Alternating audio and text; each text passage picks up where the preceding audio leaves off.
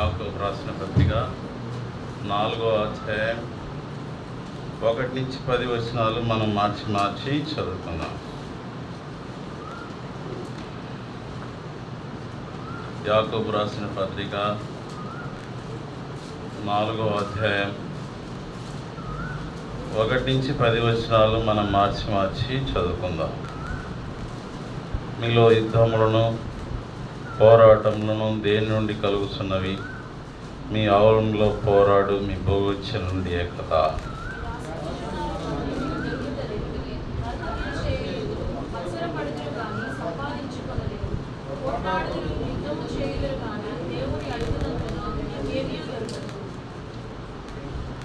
మీరు అడిగినను మీ భోగం నిమిత్తం వినియోగించుటకై దురుద్దేశంతో అడుగుదురు కనుక మీకేమీ దొరకటలేదు.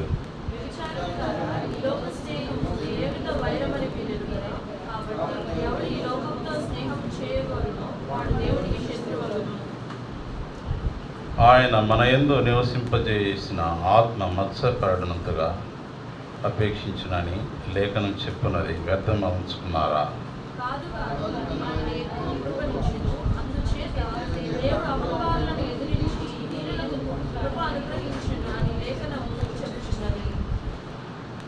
కాబట్టి దేవుడికి లోబడి ఉండుడి, అపవాదిని ఎదిరించుడి, అప్పుడు వాడు మీ యొద్ద నుండి పారిపోను.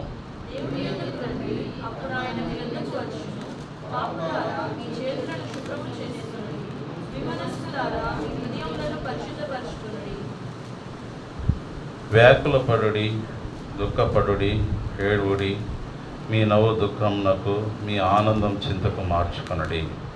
దృష్టికి మిమ్మల్ని తగ్గించుకోండి, అప్పుడు ఆయన మిమ్మల్ని హెచ్చించు. ప్రభు యొక్క వాక్యమును వేచి పంచిపెట్టినగా. కాబట్టి బలలో చేస్తున్న మనం దేవుడు మనకు కొన్ని హెచ్చరికలు ఇస్తుంటున్నాడు. హెచ్చరికలు అంటే అది అపాయమని. మనకి కరెంటు స్తంభాలు ఉంటాయి, కరెంటు స్తంభాల మీద దానికి పైన ఎక్కకూడదని హెచ్చరిక అని, అపాయము హెచ్చరిక అంటారు. అంటే దానికి పైకి పోతే మనం చచ్చిపోతాం కాబట్టి డేంజర్ అంటారు. డేంజర్ బోర్డులు పెడతారు, హెచ్చరిక, కరెంటు పెట్టాము, వీటిని తాకొద్దు అంటారు. ఓకే, దేవుడు కూడా ఒక ఆజ్ఞను ఇచ్చినాడు. ఆదాముకు ఏమి ఇచ్చినాడు? ఒక ఆజ్ఞ ఇచ్చినాడు. ఏం ఆజ్ఞ ఇచ్చినాడు? ఈ మంచి చెడ్డలు తెలివినిచ్చు చెడ్డ ఫలం ఏం చేయకూడదు, తినకూడదు. మిగతా అన్నీ తినచ్చు, మిగతా అన్నీ వదిలేసి దేన్ని తిన్నాడు? మన పిల్లవాళ్ళు కూడా అదే బుద్ధి. ఏదైతే చేయొద్దు అంటామో అదే వాళ్ళని ఫోకస్ చేస్తారు. అంటే దీంట్లో ఏముంది అనేది ఒక సైకాలజీ. చేయదని పనులు చేస్తారు. అదేవిధంగా దేవుడు మనల్ని చేయొద్దు అంటున్నాడు. ఈ లోకంలో కూడా గవర్నమెంట్ వారే పొగ తాగుట హానికరమని ఏం చేస్తుంది? సేల్ చేసే దాని మీద ఖచ్చితంగా దాని మీద సీల్ వేసి అమ్ముతుంది. తాగేవాడు చదవడా? చదువు రాని వాళ్ళంటే చదవరు. చదువు వచ్చిన వాళ్ళు 100% చదువుతారు. చదువు రాని వాళ్ళు కూడా తాగేటప్పుడు అది ఏంటండి అని అడుగుతారు. అంటే వాళ్ళకు తెలిసి కూడా హానికరమని తెలిసి కూడా ఏం చేస్తారు? దాన్ని ఆజ్ఞ అతిక్రమమే పాపం వలన వచ్చు జీవితం. కాబట్టి ప్రత్యేకంగా బుద్ధిపూర్వకంగా పాపం చేస్తే చెప్పండి, క్షమాపణ ఉంటుందా? లేదు. కాబట్టి అది ఒక విగ్రహంతో సమానం అని అంటున్నాడు. అందుకే సమూయేలు అంటున్నాడు, సౌలుతో అంటున్నాడు. చూడండి, మనం ఆ వాక్యాన్ని ఒకసారి మనం జ్ఞాపకం చేసుకున్నాం. తీసిన వాళ్ళు చదవచ్చు. కొవ్విన పొట్టేళ్ళు అర్పించుట కంటే మాట వింట 2 సమయాల చదవండి. అందుకు సమూయేలు తాను సెలవిచ్చిన ఆజ్ఞను ఒకడు గైకొనుట వలన యెహోవా సంతోషించినట్లు ఒకడు దహన బలులను అర్పించుట వలన బలులు అర్పించటం వలన ఆయన సంతోషించి వచ్చిన మార్గం వేస్తుంటున్నాడు. ఆలోచించు, బలులు అర్పించుట కంటే ఆజ్ఞను గ్రహించుటయు, పొట్టేళ్లకు అర్పించుట కంటే మాట వింటయు శ్రేష్టం. కాబట్టి మనం బలులు ఇప్పుడు అర్పించటం లేదు. అన్యులుగా అవిశ్వాసులుగా ఉన్నవాళ్ళు ఇప్పుడు కూడా ఏం చేస్తారు? నేను మా సొంత గ్రామంకు మ్యారేజ్కి వెళ్ళినా. ఆ ఊరు మొత్తం వాళ్ళు 4 ఏటలను తీసుకొని ఒక లారీ జనం తీసుకొని సమ్ఎక్స్ దేవతకు బలి అర్పించడానికి వెళ్ళారు. వాళ్ళు ఏం చేస్తారు? ఆ 4 ఏటలను బలిచ్చి మరలా దానికి సంబంధించినది మళ్ళా రిటర్న్ తీసుకురారు. ఆ లారీ మంది జనం ఆ యొక్క రోజు దాన్ని తిని మరలా వచ్చేస్తారన్నమాట. అది బలులు అర్పిస్తారు. కాబట్టి బలులు అర్పించే పని మనకు లేదు. ఎందుకంటే యెషయా 53లో ఆయన బలిగా వధించబడ్డాడు. కాబట్టి నీకు నాకు అటువంటి పర్చేజింగ్ చేసేది కానీ బలులు అర్పించేది కానీ లేదు.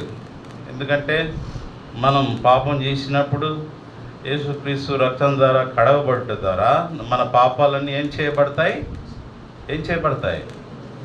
ఆటోమేటిక్గా పవిత్రపరిచేయబడతాయి. కాబట్టి అదేవిధంగా చూసినట్లయితే బలులు అర్పించే ఆజ్ఞ గైకొనుట ఎంతో శ్రేష్టమని దేవుడు వాక్యం సెలవిస్తుంది.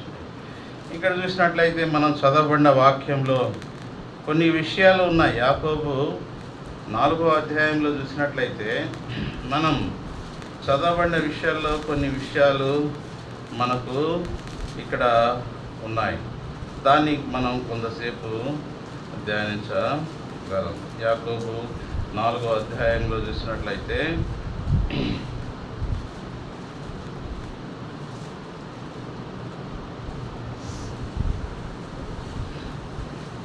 4వ వచనాన్ని మనం ఈ లోక స్నేహము దేవుని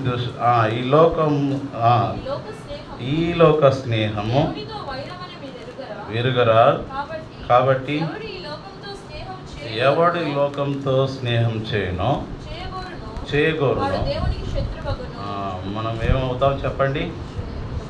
లోకం నుంచి ప్రత్యేకించబడిన జనాంగం. మనం ఎక్కడి నుంచి ప్రత్యేకించబడిన జనాంగం? లోకం అంటే ఏంటి చెప్పండి? 1 యోహానులో ఏమంటాడు? లోకంలో ఉన్నదంతయు శరీరాశ, నేత్రాశ, జీవితం. కాబట్టి ఈ లోకంతో మనం స్నేహం చేసినప్పుడు ఆటోమేటిక్గా దేవుడి దృష్టికి ఏమవుతాం?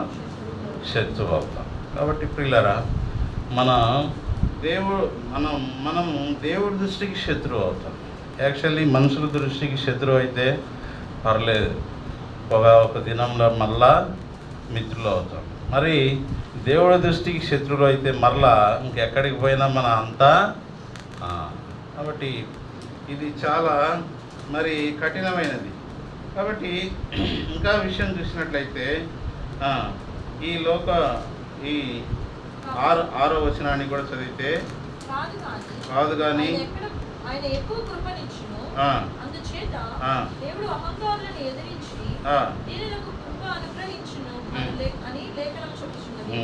కాబట్టి ఎవరికి కృప అనుగ్రహిస్తాడు దేవుడు? దీనులకు. అంటే దావీదు ప్రార్థన చేస్తాడు, ఈ దీనుణ్ణి మొరపెట్టగా.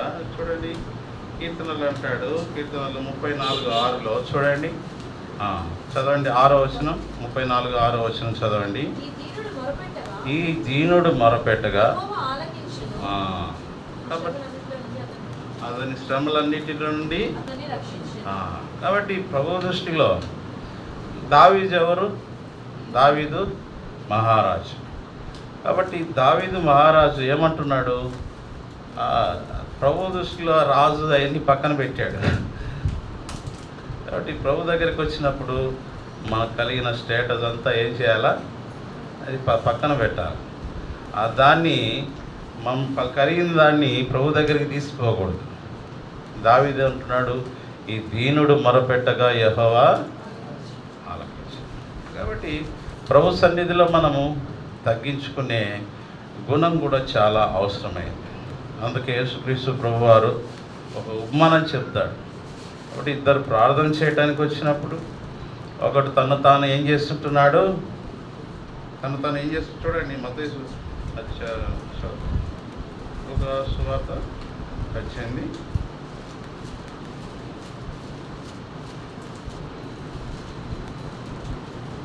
సువార్త 9 ఉంచాలని. తామే నీతిమంతులమని ఇతరులను తృణీకరించు కొందరితో ఉపమానం చెప్పాను. ప్రార్థన చేయటకై దేవాలయంకు వెళ్ళిరి. సుంకరి పరిసయ్యుడు నిలబడి, దేవా నేను చోరును, అన్యాయస్తులను, వ్యభిచారులైనా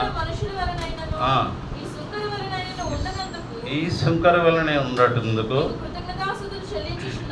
కాబట్టి అంగీకరించబడిందా? ఏలెత్తి చూపటం పాపం. కాబట్టి తన ప్రార్థన చేసుకోవచ్చు, ప్రభువా పాపమే నన్ను కరుణించావు. అది కాబట్టి ఇతను అట్లనే చేస్తున్నాడు. ఇంకా వారంకు 2 మార్లు అదంతా వేస్ట్ అయ్యా. ఈ ప్రయోజనం ఏమన్నా ఫలం పొందుకున్నాడా?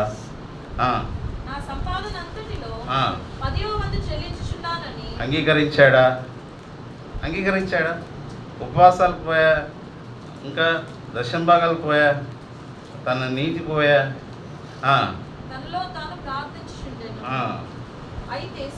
అయితే సుంకరి దూరంగా నిలుచుంది, ఆకాశం కన్నెత్తుట కైలను రొమ్ము కొట్టుకొచ్చు, దేవా కరుణించమని పలికి. సింపుల్ ప్రార్థన, పాపమైన నన్ను. కాబట్టి పిల్లరా, మనం కూడా వర్షిప్ మెసేజ్లో కూడా చూసాం. గుడ్డివాడు ఏం చేశాడు, ఏం ప్రార్థన చేసినాడు? దావీదు కుమారుడా, అంతే. సింపుల్ ప్రార్థనే. దేవుడు కూడా విస్తరించి మాట్లాడొద్దు అంటాడు కొన్ని చోట్ల. వాడు సింపుల్ ప్రార్థన చేశాడు. సుంకరి కూడా అదే చేసినాడు, పాపి నేను నన్ను కరుణించు. కాబట్టి ఈ లోకంలో నీతిమంతుడు లేడు ఒక్కడును, అందరూ పాపం చేసి అందరిలో మనం వస్తాం పిల్లలు, అందరిలో మనం వస్తాం. లోకంలో చూసినట్లయితే తన పాపి అంటే ఏదైనా ఒప్పుకునే స్థితిలో లేడు. అంటే మొదటి యోహానులో అంటాడు, చదవండి 1వ అధ్యాయంలో, నాలో పాపం లేదంటే నన్ను నేను 8 or 9 వర్స్, మనము పాపము లేని వారమని చెప్పుకొని ఎడల. ఏంటండి, మనలో పాపం లేదంటే మనమే. కాబట్టి పిల్లరా, మొదటి ప్రార్థనలో మనకు రావాల్సింది ఏంటంటే, పాపి అయిన నన్ను.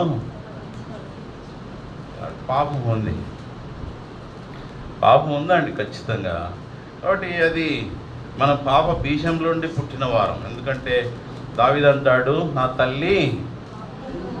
కీర్తనలోకి వెళ్దాం, ఆ వాక్యాన్ని చదివితే ఎంతో బాగుంటుంది. పాపంలో చూడండి, కీర్తనలు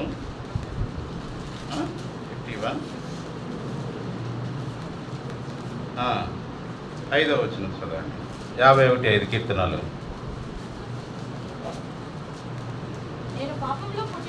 పాపంలో పుట్టినవాడను.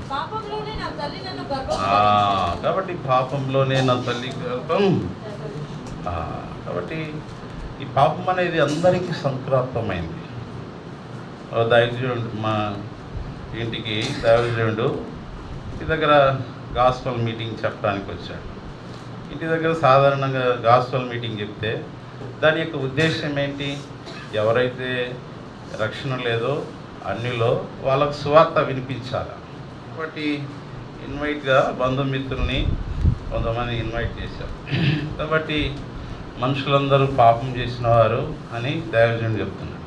ఆయన నా మెసేజ్ అయిపోయిన తర్వాత అందరూ అంటున్నారు పిల్లలు కూడా వస్తుంది అంటే అందరూ ఆదాం ద్వారా అందరికీ సంతర్పణమైంది పాపం.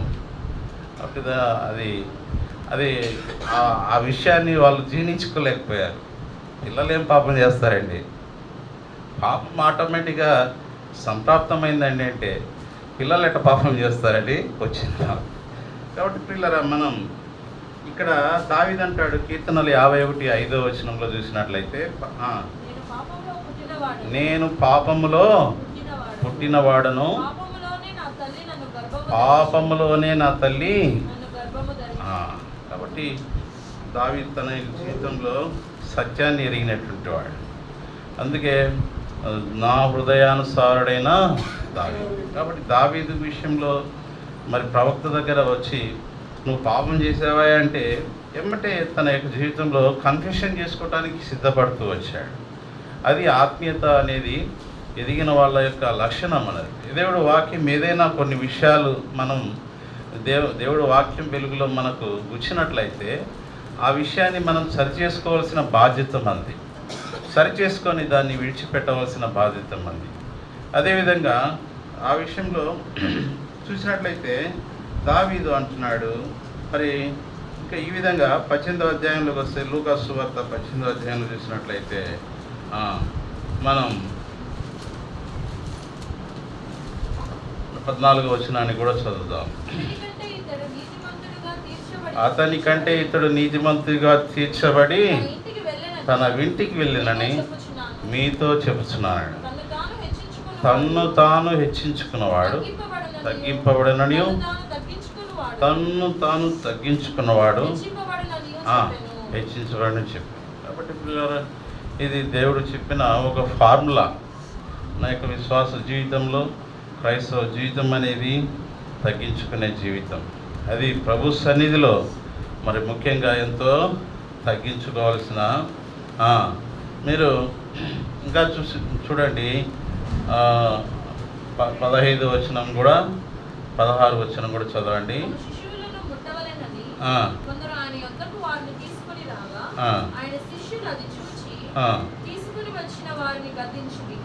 అయితే యేసు వారిని తన యొద్దకు పిలిచి, చిన్న బిడ్డలను ఆటంకపరచక వారిని నా యొద్దకు రానియుడి. దేవుని రాజ్యం ఇలాంటి వారిది. 17వ వచనం. చిన్న బిడ్డ వల్లే దేవుని రాజ్యం అంగీకరింపని వాడు దానిలో ఎంత మాత్రమును ప్రవేశింపడని మీతో నిశ్చయంగా చెప్పుచున్నాను.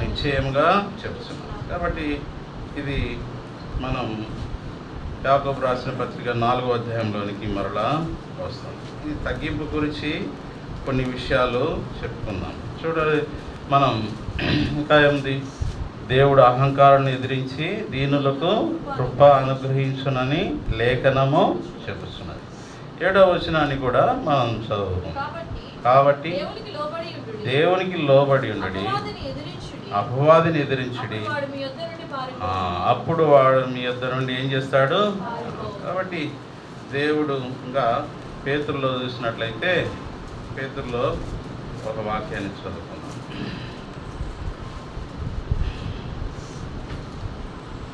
మొదటి పేతురు 5వ అధ్యాయం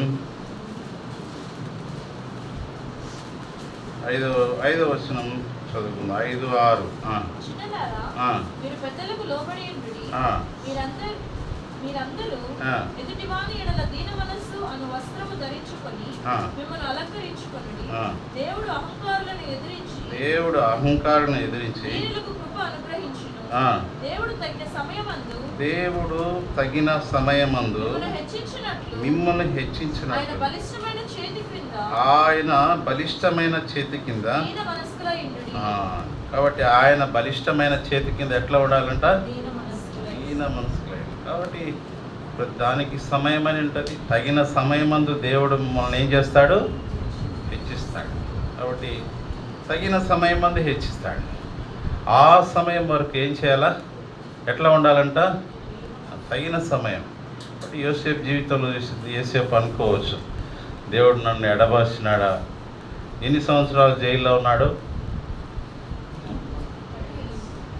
17 to 30 ఎన్ని మైనస్ చేస్తే 13 years, 13 సంవత్సరాలు ఎక్కడున్నాడు యోసేపు? సుమారుగా 13 సంవత్సరాలు. కాబట్టి జైల్లో వేసిన వాళ్ళు ఏమనుకోవచ్చు, జైలు జీవితం ఎట్లుంటుందండి? జనసంచారంతో ఏమైనా ఉంటుందా? సహవాసం ఉంటుందా? ఇంకా అది లేస్తే ఖైదీల ముఖం చూడాలి, ఇంకంతే. అయితే దేవుడు వాక్యం ఏమని సెలవిస్తుంది? అయినా ఖైదీ చెరసాల్లో వేసిన యోసేపుతోటి ఎవరున్నారంట? దేవుడు. తగిన సమయమందు హెచ్చిచ్చాడా లేదా? తగిన సమయమందు రాజు కళ వచ్చింది. కళ చెప్పడానికి ఎవరికి సామర్థ్యత లేదు. ఆ టాలెంట్ అనేది ఎవరిలో పెట్టాడు? యోసేపులో పెట్టాడు. తగిన సమయం వచ్చింది. ఆ సమయం వచ్చేంత వరకు ఎట్లా ఉండాలా? దేవుడి యొక్క బలిష్టమైన చేతుల కింద దీన మనస్కులై ఉండాలి. ఇక మన కష్టాలు వస్తే మనం అనుకునే మొదటి విషయం ఏంటంటే దేవుడు మనల్ని చేయి విడిచాడు. కాబట్టి యోసేపు అనుకున్నాడా ఎప్పుడైనా? అయితే యోసేపు జైలు మీద అధికారి దయ చూపించాడు. జైలు అంతటి వారి మీద ఆయనే తన యొక్క పెత్తనాన్ని చేస్తుంటున్నాడు. కాబట్టి ఎక్కడ వేసినా కూడా దేవుడు వదలలే. కాబట్టి అపవాదిని ఏం చేసినాడు? అపవాదిని యాకోబులో మరలా చదువు, యాకోబు 4వ అధ్యాయం. దేవునికి లోబడి ఉండడి, అపవాదిని ఎదిరించడి. అపవాదిని ఏం చేయాలా? అపవాది అంటే ఎవరు? సాతానుడు అనేవాడిని, సాతానుని ఎదిరించాలి. అది ఒక సూత్రం మనం గుర్తుపెట్టుకోవాలి. సాతానుతో నువ్వు ఐక్యమైనావంటే వాడు నిన్ను ముంచి పడేస్తాడు. కాబట్టి సాతానుని ఎదిరించాలి. కాబట్టి సాతాను అపవాదిని ఎదిరించడి. కాబట్టి దేవునికి లోబడి అపవాదిని ఎదిరించి అప్పుడు వాడు మీ యొద్ద నుండి పారిపో. కాబట్టి ఇది మనం దేవుడికి లోబడి ఉండాలి. రెండవ విషయం, అపవాదిని ఎదిరించాలి, అప్పుడు వాడు మన యొద్ద నుండి పారిపో. కాబట్టి మన యొక్క విశ్వాస జీవితంలో మనం విషయాన్ని మనం గ్రహించాలి. మొదటిగా చూసినట్లయితే దేవుడి సన్నిధిలో తగ్గించుకోవాలి. మనం చూసినట్లయితే తగ్గింపు ఉన్న చూడండి, అబ్రహాం ఏమన్నాడు? దావీదు దీనుడు అన్నాడు దేవుడి సన్నిధిలో. శుంకరి ఏమన్నాడు? పాపి అన్నాడు. పాపి నన్ను కరుణించన్నాడు. అబ్రహాం చూసినట్లయితే ఆదికాండం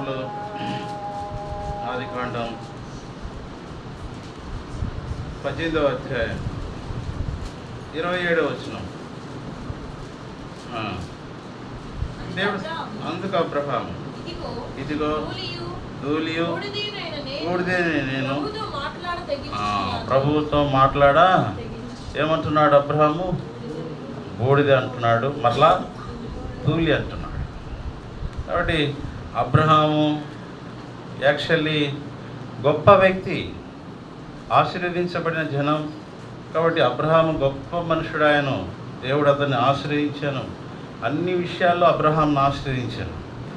ఆశీర్వాదం దేవుడి సన్నిధిలో తీసుకురాలే, అదంతా పక్కన పెట్టినాడు. ఏంది అసలు సోమదమ పట్టణం ఎట్టపోతే ఆయనకి ఏంటి? దాని గురించి ఆలోచించలే. సొదొమ గొమొర్రా పట్టణం గురించి గోజాడినాడు. దుమ్ము ధూళి నేను ప్రభువుతో మాట్లాడా తెగించు. కాబట్టి అబ్రహాముకు దేవుడు ప్రత్యక్షమై మాట్లాడినాడు. బైబిల్లో చాలాసార్లు మాట్లాడినట్టుగా మనం చూస్తుంటున్నాం. అయితే ఆ విధంగా మాట్లాడినా కూడా ప్రభు సన్నిధిలో ఎప్పుడు హెచ్చుకోలే. భయపడుతున్నానంటున్నాడు. ప్రభువుతో మాట్లాడటానికి ఏం చేస్తున్నాడట?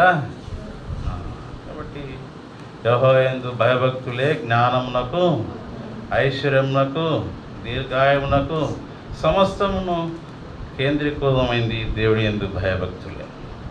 కాబట్టి ప్రియులరా, ఇది దేవుడి సన్నిధిలో తగ్గించుకున్న విధానం. అబ్రహాం చూసాం, దావీదును చూసాం, ఆ యొక్క సుంకరిని చూసాం.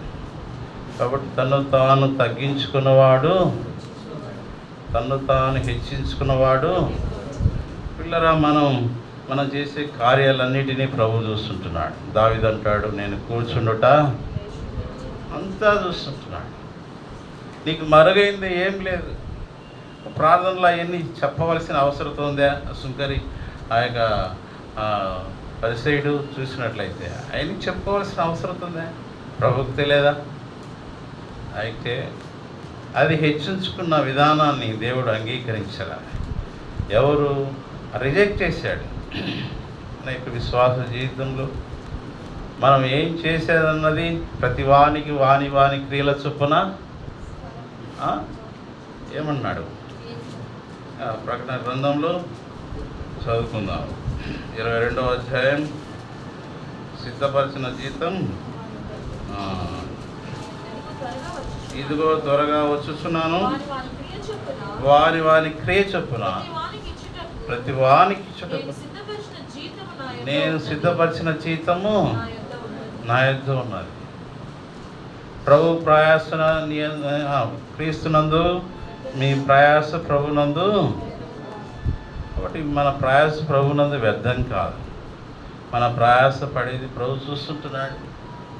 ప్రభు కోసం మనం ఏం చేసేది చూస్తుంటున్నాడు.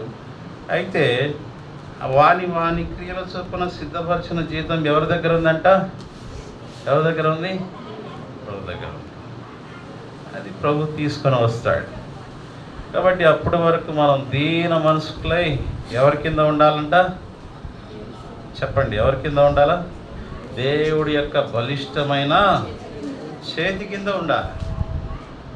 అర్థమైందా? చేతి కింద ఎందుకు ఉండాలండి? చెప్పండి. మేము ముగ్గురం అన్నదమ్ములం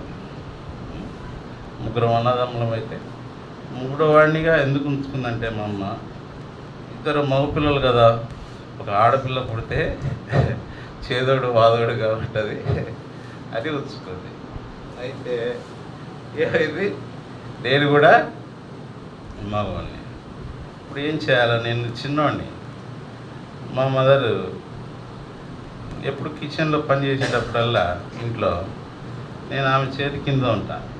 ఎందుకు? బయట ప్రభు నమ్మకమునే అల్లరి చిల్లరగా తిరగను. బయట పోయి బజార్లో కూర్చోవటం అట్లా చేయను. నేను ప్రభువు నమ్ముకోక ముందర కూడా, ఎందుకంటే హిందూ బ్యాక్గ్రౌండ్ మధ్యలో నుంచి వచ్చిన వాళ్ళ చేతి కింద ఉండటం వలన ప్రయోజనం ఏంటంటే, ఆమె చెప్పినవన్నీ అందించటం వలన నాకేమొచ్చింది? వంటకు సంబంధించిన కొంచెం జ్ఞానం. నేను ఒంటరిగా ఉంటే నా అంతటా నేను బయటికి వెళ్ళకుండా వండుకోగలను. అది చేతి కింద. ప్రభు యొక్క హస్తముల కింద మనం ఉంటే దేవుడు మనల్ని ఏం చేస్తాడు చెప్పండి? దేవుడు ఏం చేస్తాడు చెప్పండి? మీ దగ్గర వంటల్లో చేస్తున్నారనుకోండి, మీ చేతి కింద కొంతమంది వ్యక్తులు ఉన్నారనుకోండి, మీరేం చేస్తారు? వాళ్ళని వాడుకుంటారా లేదా? కాబట్టి దూరంగా ఉన్నాడు. తప్పిపోయిన కుమారుడు ఎక్కడికి వెళ్ళాడు? దూరంగా వెళ్ళాడు. కాబట్టి ప్రభు యొక్క హస్తముల కింద మనం దీన మనసుకులై ఆయన యొక్క బలిష్టమైన హస్తముల కింద మనం ఉంటే దేవుడు మనల్ని అందుబాటులో ఉండాలి. దేవుడు వాడుకోవటానికి అందుబాటులో ఉన్నప్పుడు దేవుడు మనల్ని వాడుకుంటాడు. అందుకే ఆయన సన్నిధిలో దీన మనసుకులై ఉండాలి. దేవుడు అహంకారం ఎదిరించి దీనులకు ఏం చేస్తాడు? దావీదు అంటున్నాడు, ఈ దీనుడిని జ్ఞాపకం చేసుకో. ఈ దీనుడు మొరపెట్టగా యెహోవా. కాబట్టి నా ప్రార్థన దేవుడు అంగీకరిస్తుంది. ఒక బోస్టెడ్గా గొప్పలుగా చెప్పుకోవాలి. ఈ దీనుడు మొరపెట్టగా యెహోవా ఆలకించు. ఆయన శ్రమలన్నిటిలో నుండి అతన్ని తప్పిస్తాడు. కాబట్టి పిల్లరా, మనం కూడా మొరపెట్టినప్పుడు దేవుడు ఏం చేస్తాడు? అయితే మనలో ఏముండాలో చెప్పండి? దీన మనస్సు అంటే సాఫ్ట్నెస్. ఆత్మ విషయమై దీనులైన వారు ధన్యులు. సాత్వికులు వాళ్ళు ఏం చేస్తారు? సాత్వికం అంటే సాత్వికం సాఫ్ట్నెస్ ఆర్ రఫ్నెస్.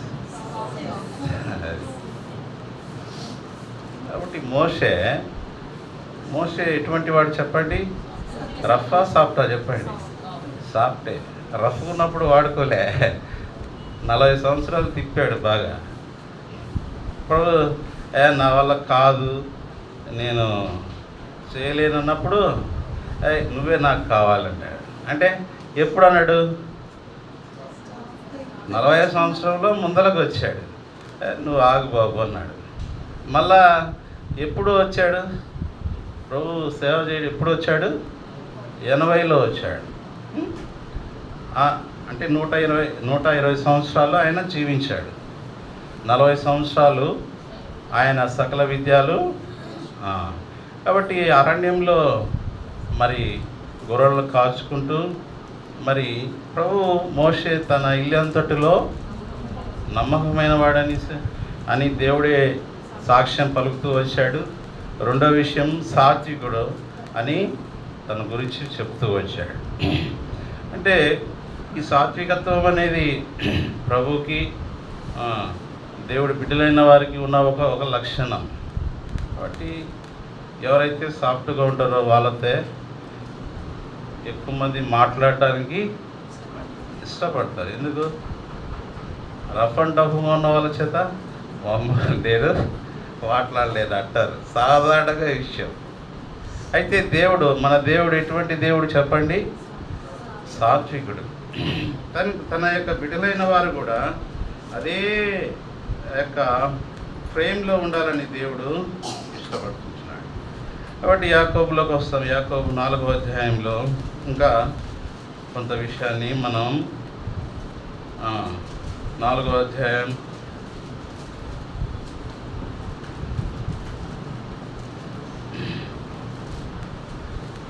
8వ వచనం.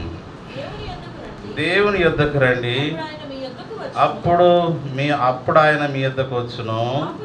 పాపులారా, కాబట్టి మీ చేతులను ఏం చేసుకోవాలంట? శుభ్రం చేసుకోవాలా? దిమనస్కులారా, మీ హృదయంలోని కూడా ఏం చేసుకోవాలంట? కాబట్టి పిల్లరా, దేవుడి యొద్దకు రండి, అప్పుడు ఆయన ఏం చేస్తాడు? మనం కూడా మన పిల్లల్ని స్కూల్కి పంపిస్తాం. ఎందుకు పంపిస్తాం? విద్య కోసమే కదా పంపించేది. ఆ అబ్బాయికి చదువు అనేది బుక్స్ తెచ్చుకొని ఇంట్లో కూడా చదువుకోవచ్చు. అయితే ప్రత్యేకించి మనం అదేవిధంగా దేవుడి యొద్దకు రండి, అప్పుడు ఆయన ఏం చేస్తాడు? మీ యొద్దకు వస్తాడు. రెండో కార్యం చూసినట్లయితే, పాపులారా, మీ చేతులను ఏం చేయాలా? శుభ్రం చేసుకోవాలి. అంటే చేతులను శుభ్రం చేసుకోవటం అంటే మనం చేతుల ద్వారా చేసిన క్రియలు. కాబట్టి మనం యెషయాలో 1వ అధ్యాయంలో చూసినట్లయితే ఏం చేస్తారు? యెషయా 1వ అధ్యాయం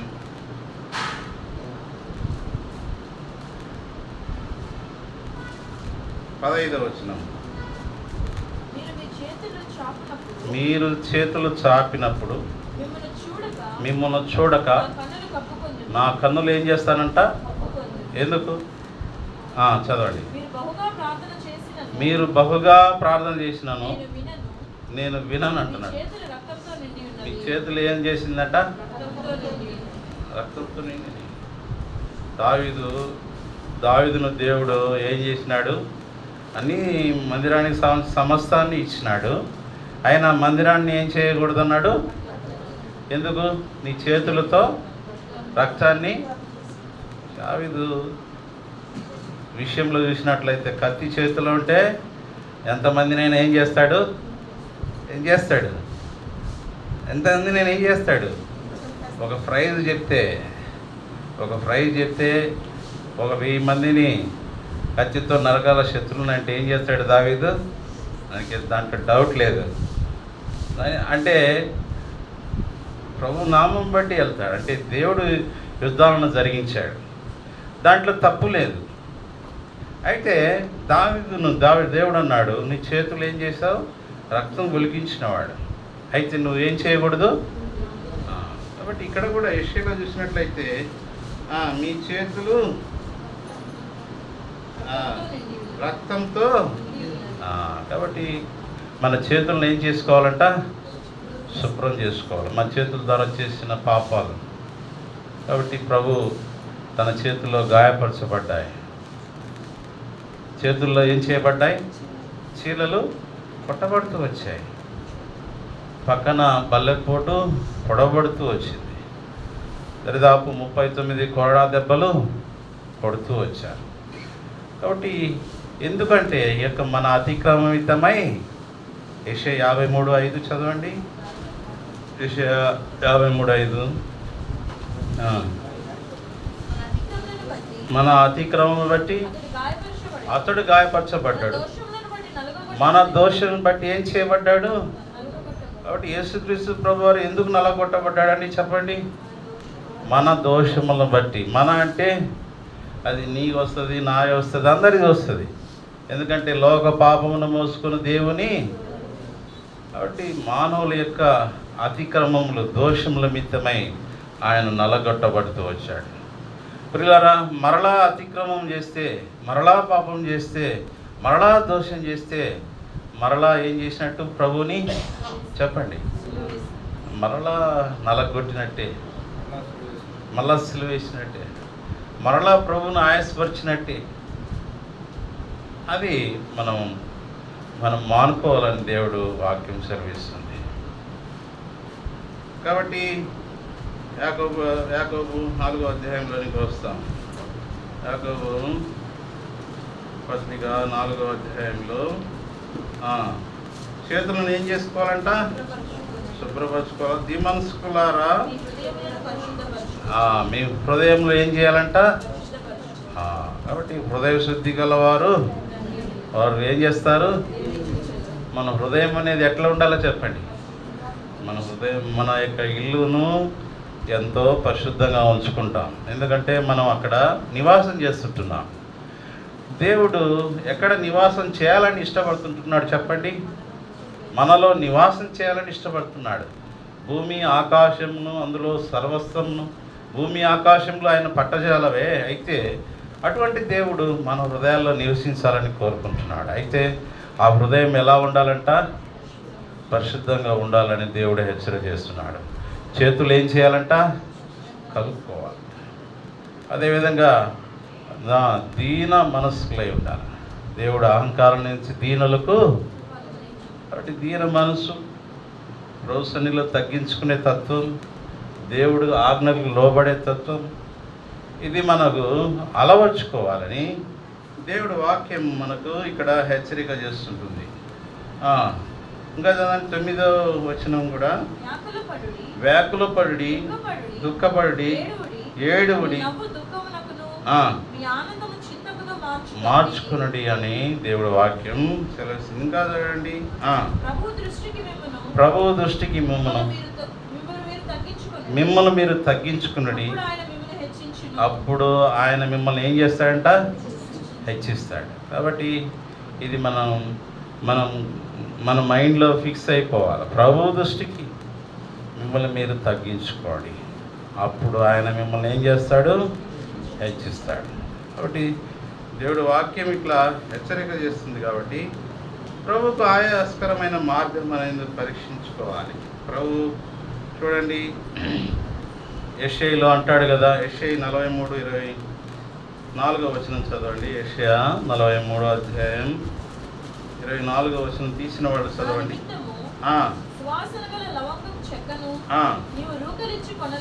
రూకలించి కొనలేదు, తృప్తిపరచలేదు. సరే కదా, నీ పాపముల చేత. కాబట్టి పాపములు చేసినప్పుడు ఎవరు ఇసుకపడతారు చెప్పండి? ఇక్కడ దేవుడు వాక్యం ఏమనుంది? నీ పాపముల చేత నన్ను ఏం చేశావు? ఇసుకిస్తే పిల్లలు ఇసుకిస్తారు. అప్పుడప్పుడు ఏం చేస్తారు పెద్దలు? పిల్లలు ఇసుకిస్తే ఏం చేస్తారు అబ్బాయి? ఒకటి వేస్తారు. ఎందుకంటే ఏంట్రా ఇసుకిస్తున్నా పద్దాకలని. నువ్వు అలానే పాపం చేస్తూ ఇసుకిచ్చావనుకో ఏం చేస్తాడు దేవుడు? కొడతాడు. ఎందుకు కొడతాడండి? పిల్లల్ని ఎందుకు కొడతారు? వాడు సరైన మార్గంలో రావటానికి కొడతాడు తప్ప నీ మీద కసి ఉండే కొట్టాడు. నీ పాపముల చేత నన్ను విసికించుతావు, నీ దోషముల చేత దోషం ప్రభుకు దోషం చేసినప్పుడు ప్రభు ఏం చేస్తాడు? ఆయాసపడతాడు. మనం ఇది జ్ఞాపకం చేసుకోవాలా.